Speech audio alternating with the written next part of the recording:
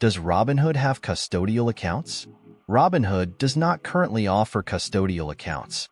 Custodial accounts, typically used by parents or guardians to save and invest on behalf of minors, are not part of the platform's offerings.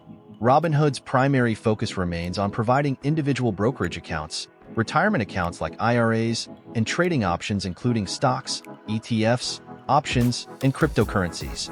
This lack of custodial accounts has drawn criticism from users who wish to save for their children's future or teach them about investing early. By the way, if you're looking for a reliable broker with very low deposit requirements and quick withdrawals, I have put some links in the description box below to the brokers I use myself. Check them out.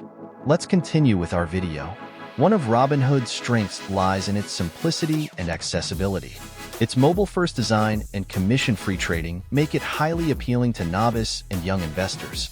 However, the absence of custodial accounts limits its usefulness for families looking to integrate investment strategies for younger generations.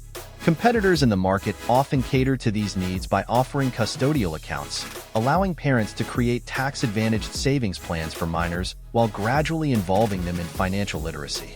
Robinhood's lack of custodial accounts also underscores its focus on individual, active traders rather than holistic, long-term financial planning.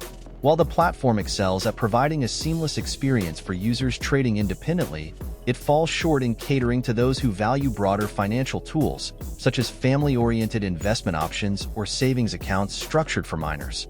For families seeking custodial accounts, alternatives like Fidelity or Stash may provide more suitable options.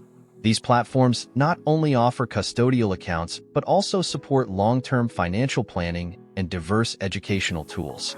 While Robinhood continues to innovate in the realm of personal trading, its current limitations and account diversity highlight gaps for users with broader financial needs.